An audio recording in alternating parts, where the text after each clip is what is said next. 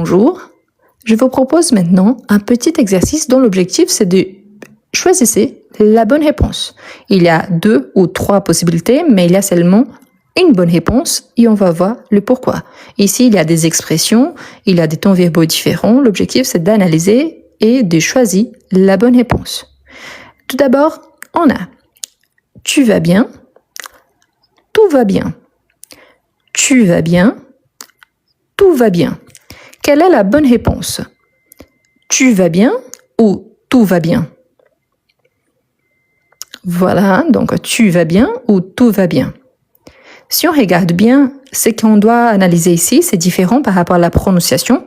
Tu et tout, donc tu c'est un pronom, tout c'est un adverbe dans ces contextes, il y a un rôle de pronom, mais vous voyez surtout le verbe aller. Ici on a va, ici on a va, donc le reste c'est la même chose, hein, va bien.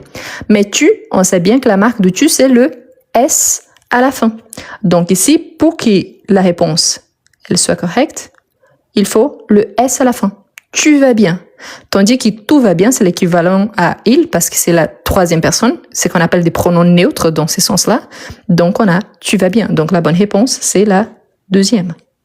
Tout va bien. Ok? Parce que tu, il manque un S à la fin. On ne le prononce pas, mais il faut l'écrire. Ensuite, on a j'aime cette chanson. J'aime cette chanson. Donc j'aime cette chanson. Cette chanson, c'est la même chose. Le pronom ici, c'est le même. C'est le je, la première personne. Et il y en a le verbe aimer. Quelle est la bonne réponse? J'aime avec S à la fin ou j'aime pas de S à la fin? Parfait. Donc, comme je vous ai dit, le S, c'est la marque de tu en français. Parfois, on le voit surtout quand on a des verbes irréguliers, c'est plus facile d'identifier, mais quand il s'agit de verbes réguliers, c'est le cas ici pour le verbe aimer, les je et le il sont identiques, il n'y a pas de S à la fin, tandis que le tu, il y a le S à la fin. Donc ici, pour que je puisse avoir aime avec S, il fallait utiliser les pronoms sujet tu et pas je. Donc la bonne réponse, j'aime cette chanson, pas de S à la fin. E et S, on ne le prononce pas, mais en tout cas, il faut les écrire selon les pronoms donnés. Ensuite, on a il écoute la radio. Il écoute la radio. Donc, il écoute la radio. Quelle est la bonne réponse? Il écoute la radio avec S à la fin ou il écoute la radio et pas de S à la fin? Parfait. Parfait. Donc ici, on voit, c'est exactement la même situation pour les 3 phrases.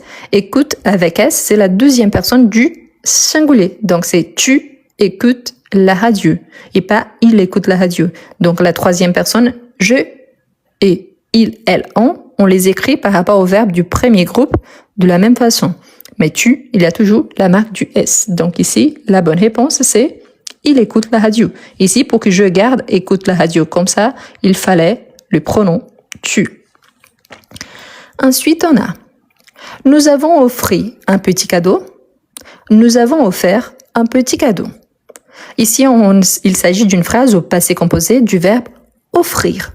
Donc, nous avons offert un petit cadeau. Nous avons offert un petit cadeau. Super. Voilà.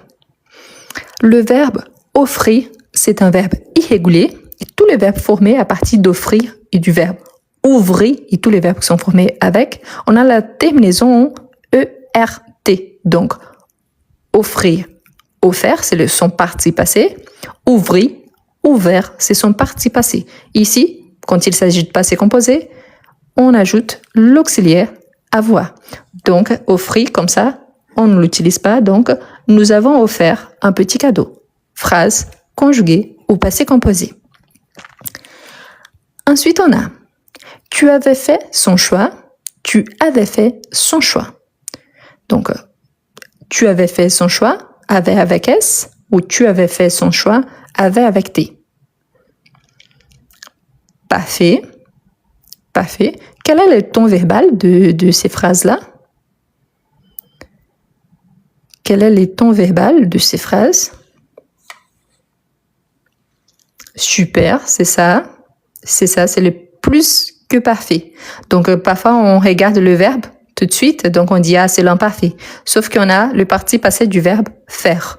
Donc, quand on a l'auxiliaire avoir conjugué à l'imparfait, plus le parti passé ici du verbe, on a le plus qui est parfait. Donc, on sait bien que tu, on fait l'accord avec S. Donc, la marque du tu, c'est le S à la fin. Est-ce qu'on a des exceptions? Toujours. Donc, on a par exemple le verbe pouvoir, vouloir et valoir, des verbes irréguliers du troisième groupe, qu'on a le X à la fin. Mais là, il s'agit des exceptions et pas de la règle. Donc ici, avait fait, on peut l'avoir, il avait fait, elle avait fait, on avait fait. Mais ici, comme notre pronom sujet c'est tu, donc la façon correcte, avait fait, ici c'est le plus qui est parfait. Ensuite, on a 3 options.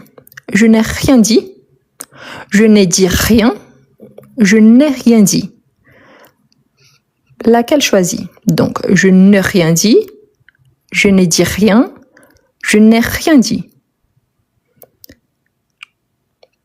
Parfait. Parfait. Ici, surtout, c'est qu'on mélange bien. Ici, on a l'auxiliaire avoir qui est nié. Il y en a dit avec S. Ici, on a l'auxiliaire avoir qui est nié avec le verbe dire plus la négation. Et ici, je nie l'auxiliaire avoir et j'ai dit à la fin. Tout d'abord, on va éliminer cette réponse ici. Pourquoi? Parce que je dois nier mon auxiliaire, pas le verbe principal. Le verbe principal, c'est dit, du verbe dire. Ensuite, j'ai la première et la dernière option. Le parti passé de dire, c'est dit avec T à la fin. Donc, on a le parti passé avec S, le verbe prendre, qui s'est pris, et le verbe mettre, qui s'est mis. Mais quand il s'agit du parti passé du verbe dire, c'est dit avec T.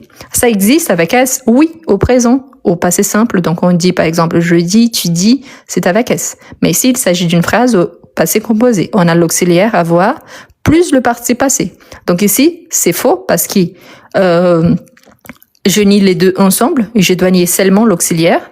Et ici, c'est faux parce que le parti passé, c'est avec T à la fin et pas avec S. Donc ça existe, mais au présent ou parfois au passé simple, mais là, ce n'est pas du tout le cas parce qu'il s'agit d'une phrase au passé composé. Ensuite, on a ils en prennent, ils ont pris, ils sont pris.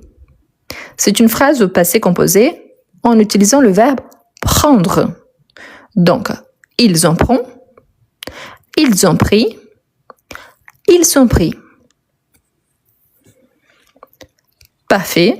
Tout d'abord, on peut éliminer la première option. Pourquoi? J'ai l'auxiliaire avoir, oui, mais j'ai prend conjugué au présent. Donc, dans ces cas-ci, je vais l'éliminer. Ensuite, on a ont pris et sont pris. Dans un contexte un peu plus élargi, je pourrais avoir une action réfléchie et là, je pourrais utiliser le verbe être en tant qu'auxiliaire. Mais je n'ai pas de contexte. Et quand il s'agit seulement d'une conjugaison, l'auxiliaire du verbe prendre, c'est l'auxiliaire avoir. Donc ici, j'ai l'auxiliaire ils ont et le parti passé, c'est pris. Donc, ils ont pris. C'est pour ça que je vais éliminer cette option-là. OK? Ensuite, on a vous aimez et vous aimez. Quelle est la bonne option? Vous aimez, vous aimez, vous aimez. Parce qu'on les prononce tous de la même façon. Mais il y a seulement une bonne réponse. Laquelle? Parfait. Parfait. Pourquoi? Quand on a le pronom, on ne peut jamais utiliser le verbe à l'infinitif après. Donc, on peut automatiquement éliminer. De même, quand j'ai un pronom, ici, c'est ce qu'on appelle des pronoms personnels, le pronom sujet, je ne peux pas utiliser le parti passé tout de suite après. J'ai besoin d'un auxiliaire. Donc, j'élimine également ça. Donc ici, vous aimez, c'est le verbe aimer conjugué à la deuxième personne du pluriel. Donc, vous aimez. D'accord? Vous aimez les chocolats, vous aimez le français, vous aimez les fêtes, donc vous aimez quelque chose. Ensuite, on a je ne sens pas bien, je ne me sens pas bien, je ne sens pas bien, je ne me sens pas bien. Donc, quelle est la bonne réponse? Parfait, parfait. Donc ici, on parle de se sentir. Donc, on pourrait même ajouter le son, le se. On a le sentir et se sentir. Mais ici, par exemple, si vous voyez bien, si je dis je ne me sens pas bien, donc il fallait une action sur moi-même, donc le pronom réfléchi en plus. Et ici, vous voyez que c'est son avec T. C'est la troisième personne. Donc le T, c'est normalement la marque du troisième personne. Donc ici, j'ai le S, que c'est la marque de la deuxième personne. Donc, je ne me sens pas bien. Ensuite, on a bonsoir les amis. Bonsoir les amis. Quelle est la bonne réponse? Bonsoir les amis. Bonsoir les amis. Donc, parfait. Pourquoi? Parce que soir, c'est un moment de la journée, mais en tant que salutation, on utilise bonsoir écrit toujours ensemble. Si je dis par exemple ce soir, c'est un bon soir pour faire quelque chose, je pourrais forcer un petit peu, parce qu'on parle normalement des soirées par rapport à la durée, mais je pourrais forcer un petit peu, mais il fallait un contexte. Sinon, en tant que salutation, on écrit bonsoir toujours ensemble. Donc c'est pour ça que bonsoir les amis. Ensuite, on a bonjour à tous. Bonjour à tous. Donc, bonjour à tous ou bonjour à tous. Super, donc c'est exactement la même règle de la phrase 10. Pourquoi? En tant que salutation, bonjour, on l'écrit toujours ensemble, en tant que salutation. Je pourrais dire aujourd'hui c'est un bon jour pour célébrer mon anniversaire, par exemple. Là, j'utilise un adjectif plus les mots jour. Mais en tant que salutation, qui c'est le cas ici, je suis en train de saluer à tous. Donc, en tant que salutation, c'est toujours ensemble. Donc, bonjour à tous. Donc, jamais séparé comme ça. OK? Sauf si je peux remplacer par c'est un mauvais jour pour aller au cinéma parce qu'il pleut. Donc, si je peux remplacer bon pour mauvais, là, il s'agit d'un adjectif et je parle d'un jour spécifique. C'est un bon jour pour faire quelque chose, c'est un mauvais jour pour faire quelque chose. Mais ce n'est pas pour saluer les gens. Ensuite, on a oui, ça va. Oui, ça va.